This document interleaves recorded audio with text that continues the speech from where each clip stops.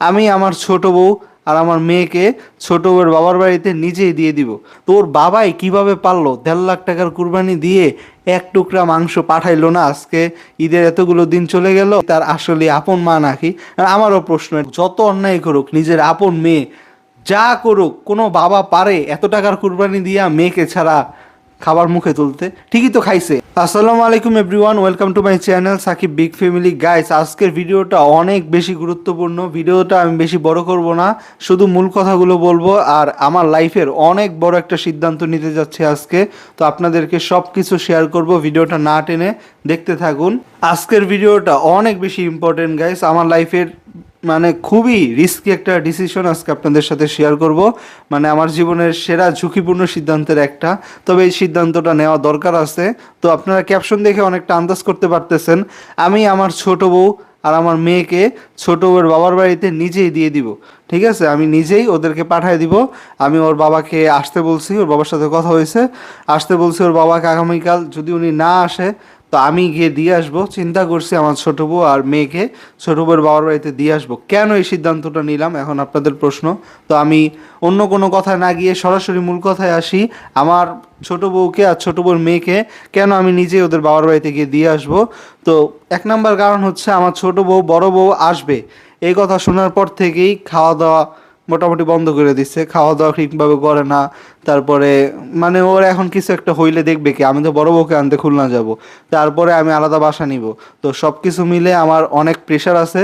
তো এই প্রেশারের মধ্যে বাসায় আমি থাকবো না, এর মধ্যেও একা একা থাকবে। ও হচ্ছে খাবার দাবার ঠিকভাবে খাইতেছে না, ওর তো একটা টেক কেয়ারের বিষয়। সরে দেখবে কে? আমার মা কিন্তু থাকে আমার ডিউটিতে সারাদিনই। আম্মু 2 দিন হয়েছে বাসায় আসে না। তারপর আম্মুর সাথে আমার একটু রাগারাগি হয়েছে কয়দিন আগে, আপনারা জানেন। তারপরে আমার আব্বু আর একা কি দেখবে? তো ছোটো বউর দেখাশোনার জন্য ছোটো বউ পাগলামি শুরু করছে এই জন্য। আর ছোটো বউ যাবে না। আমি যদি বলি চলো আমার সাথে খুলনা, কালকের ভিডিওই দেখছেন, ছোটো বউ ছিল কালকের ভিডিওতে। ওরা আমি বলছি খুলনা যাওয়ার কথা, ও যাবে না। তারপর আমরা আলাদা বাসা নিব, সেখানেও উঠবে না। তো ও যাবে না, মোট কথা একসাথে মিলেমিশে থাকবে না। তো সব কিছু মিলে আমার ছোটো বউয়ের জন্য এখন সবচেয়ে বেস্ট হচ্ছে ওর বাবার বাড়িতে ওকে রেখে আসা কিছুদিনের জন্য। তো এখন আমার যে ভয়টার সাথে আপনাদেরও ভয় কাজ করতে পারে যে ছোটো বউয়ের বাবার বাড়িতে যে আপনার মেয়েকে সহ দিচ্ছেন, যদি ছোটো বউ আবার ফিরে না আসে। তো এটা হচ্ছে আপনাদের প্রশ্ন, আমি জানি এটা আমারও প্রশ্ন। আমি উত্তরটা খুব সহজেই খুঁজে পেয়েছি গাইস। তো উত্তরটা হচ্ছে, আমার ছোটো বউয়ের বাবার বাড়ি থেকে ওনারা 1,30,000 দিয়ে হচ্ছে গরু দিছে, তারপর 20,000 টাকার খাসি। তো ওনারা টোটাল 1.5 লাখ টাকার কুরবানি দেওয়ার পরেও এক টুকরা মাংস আমাদের বাড়িতে পাঠায় নাই, ছোট বউরে দেয় নাই, আমার ছোট বউয়ের মেয়েরে দেয় নাই। ছোট বউ মা হইয়া কিভাবে জিনিসটা সহ্য করতেছে আমি জানি না। আমারই তো খারাপ লাগছে, এত টাকার কুরবানি দিয়ে আমার সন্তানকে একটা মাংস পাঠালো না। ওনাদের বংশের একটা মাত্র নাতি, ও এমন তো না কোনো যোগাযোগই নেই। ওনারা কথা বলছে ঠিক আছে, আবার বলে ছোট বউ নিস্তিকা কেন কথা বলে না তাদের সাথে, আর কি ছোট বউ ফোন দেয় না ওই বাড়িতে। ছোট বউর বাবা মাই যখন ফোন দেওয়ার দেয়, তো মা তো দেয় না, ওর বাবা দেয়। তো আর মা দেয় হচ্ছে কি মাঝে মাঝে, 3-4 মাস আগে একবার দিছিল, খুব রেয়ারলি ফোন দিয়ে ঝগড়া করতে। তো যাই হোক, এগুলো অনেক বিস্তারিত কথা, এদিকে না যাই। মোট কথা হচ্ছে শুধু ওর বাবার সাথে কথা হয়। তো ওর বাবাই কিভাবে পারলো 1.5 লাখ টাকার কুরবানি দিয়ে এক টুকরা মাংস পাঠাইলো না? আজকে ঈদের এতগুলো দিন চলে গেল, কিভাবে পারলো উনি একটা নিজের মেয়েকে ছাড়া মাংস মুখে দিতে? মেয়ে যত অন্যায় করুক নিজের আপন মেয়ে যা করুক, কোনো বাবা পারে এত টাকার কুরবানি দিয়া মেয়েকে ছাড়া খাবার মুখে তুলতে? ঠিকই তো খাইছে একদম। যাই হোক, এগুলো আর বলতে চাই না। ওনার খাক, মাসাল্লাহ, আল্লাহ তোদের খাওয়ার আরও শক্তি দেখ। তো গলা পর্যন্ত খাইছে যে ঈদে সবাই খায়। আমার দুঃখটা ওই জায়গায় না, দুঃখ এটা কীভাবে পারলো।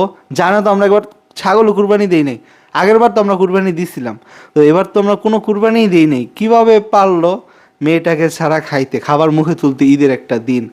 তাও একবারও বলে নাই যে মাংস পাঠাবো। আমি খালি ছোট বউয়ের মুখ থেকেই শুনছি মাংস পাঠাবে। মাংস তো পাঠাইলো না গাইস। পাঠাইলে তো ছোট বউ মাংস দেখে এই আমার বাবার বাড়ি থেকে মাংস পাঠাইছে, আপনারা দেখতে পাইতেন না। তো পাঠাইলো না। চিন্তা করেন, আমার বড় বউয়ের পরিবারে ছোট বউ আজকে ভিডিও আপলোড দেয়, আমার বড় বউ ভাড়া বাসায় থাকছে, তো ছোট বউয়ের নিজেদের বাড়ি। এবার আপনারাই চিন্তা করেন, বড় বউ যদি ভাড়া বাসায়ও থাকে, বড় বউয়ের মা, বড় বউ চিংড়ি মাছ পছন্দ করে, চিংড়ি মাছ পাঠাইছে। তারপর সামর্থ্য অনুযায়ী 1-2 হাজার টাকা যা পারে তাই দেয়। আর বড় বউয়ের বাবা 1.5 লাখ টাকার কুরবানি দিয়ে একটা কিছু পাঠায় না। তো উনি বড় লোক হয়েও ছোট লোক, আর ছোট বউরা গরিব। আমার বড় বউয়ের পরিবার গরিব হয়েও ওনার মন মানসিকতার কারণে ওনারা বড় লোক। তো পার্থক্যটা এই জায়গায়, ঠিক আছে? আমার এত টাকা পয়সা, সন্তান যত বুলি করুক, একটা কুরবানির দিন, ঈদের দিন কোনো মা বাবা পারে যত ভুলই করুক। আমার ছোট বউ কি ভুল করছে? হ্যাঁ, আমার জায়গায় আমার সাথে বিয়ে করছে, তো আমি কি খারাপ ছেলে? ছোট বউ নিজের দোষে নিজে খারাপ থাকে। আমি তো ওরে কোনো খারাপ রাখি নাই, না আমাদের ফ্যামিলি স্ট্যাটাস খারাপ। কি খারাপ? আমার একটা বউ আছে, তো বউয়ের সংসারে তো তার মেয়েই নাস্তা নাস্তা আসছে, ঠিক আছে? আমরা তো নাস্তা নাস্তা গিয়ে আনি নাই, উনি মেয়ে একাই চলে আসছে। তো আসছে, খুব ভালো কথা, এগুলো এখন কোনো ইস্যু না। কিভাবে পারে একটা নাতি? আমাদের তো কোনো দোষী নেই, তাদের বংশের একমাত্র নাতি। এখনো তো তার ছেলে বিয়ে করছে, ঠিক আছে, বড় বউয়ের, আমার ছোট বউয়ের ভাই বিয়ে করছে, ওই ঘরে তো এখনো নাতি হয় না। আমাদেরকে ছাড়া তারা কিভাবে খাইলো? তারপরে ঈদের একটা দিন তার ওর মা ফোনই দেয় না। তো কয়েকটা অডিয়েন্স কমেন্ট করছে এটা কি তার আসলে আপন মা নাকি। আর আমারও প্রশ্ন, এটা কি আপন মা নাকি, আমি আসলে জানি না। তো এই জন্যই আপনারা এখন এতগুলো কথা কেন বললাম, আমি এতগুলো কথা এতক্ষণ লাগে কেন বললাম, কারণ হচ্ছে আপনারা যে ভয়টা পাইতেছেন আমার ছোট বউ আর মেয়েরে যদি ওর বাবার বাড়িতে দেই, আমার মেয়েরে যদি ছোট বউ আর না দেয়, আসতে না দেয়, মানে আমার ছোট বউ যদি আর না আসে, নিশ্চিন্তে থাকেন গাইস, ছোট বউ যদি নাও আসে আমার মেয়ের জীবনও তারা রাখবে না।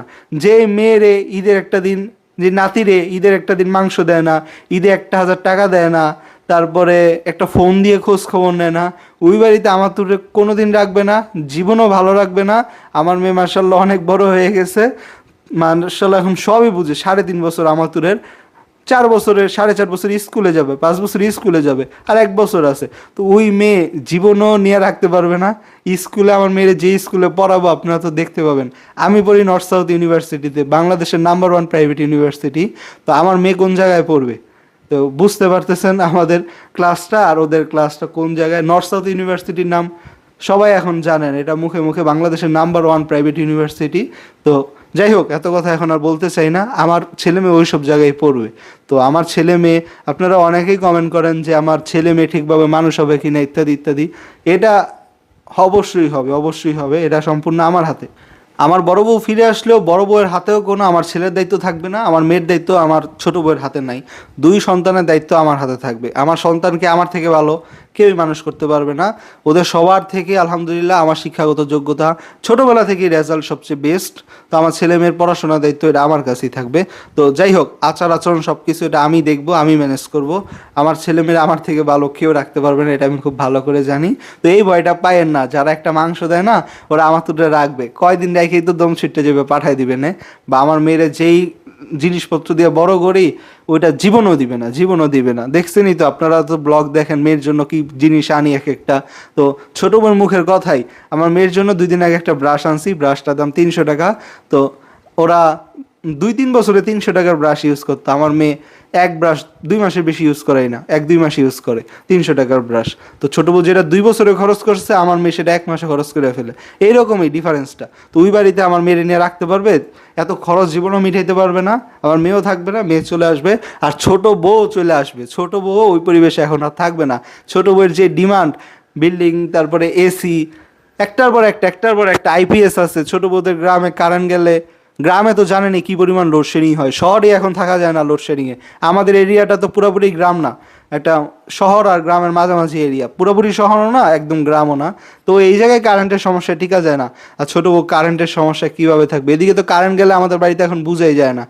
আইপিএস আছে, ইউপিএস মোড অন করা, তো ওয়াইফাই 24 ঘন্টা, সব কিছু, এত কিছু। ছোটো বউ জীবনে পাবে না বাবার বাড়িতে, একটা সপ্তাহ থাকতে দেন না, এটা দরকার আছে। আমি সত্যি কথাটা বলে দিই, ছোটো বউরে বাবার বাড়িতে দিতেছি, এক হচ্ছে ও উল্টাপাল্টা করতেছে, আর দ্বিতীয় হচ্ছে ও একটু শিক্ষা পাইয়া আসুক। অনেক বাবার বাড়ি নিয়ে লাফাইতেছে, যেটা বলতেছিলাম গাইস, আমার ছোট বউ অনেক বেশি লাফালাফি করতেছে। ও আর কি একটা ভালো জায়গায় থাকতে থাকতে ও কোন জায়গা থেকে আসছে সেটা সম্পূর্ণই ভুলে গেছে।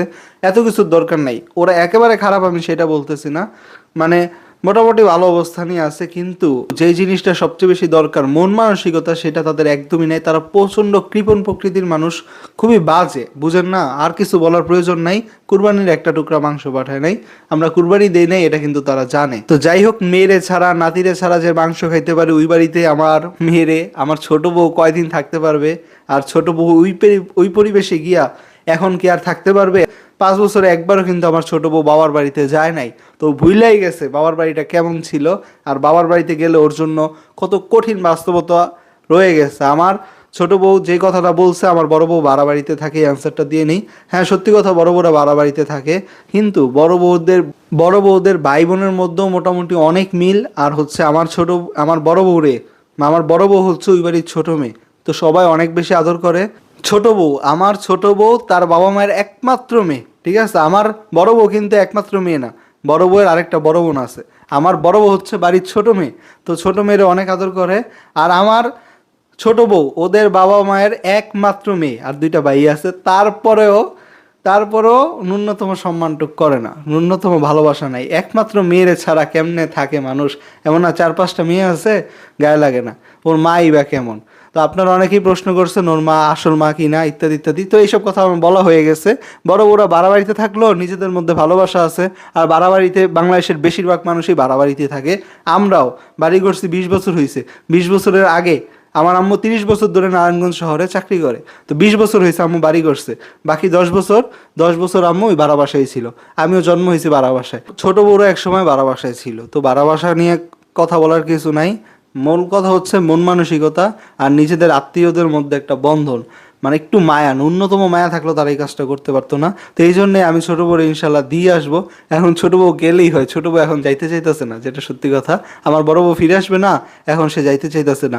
এতদিন কিন্তু অনেক বলছে আমার মেয়েরে দেয় না এই কারণে চাই না, আমার মেয়েরে দেয় না এই কারণে চাই না।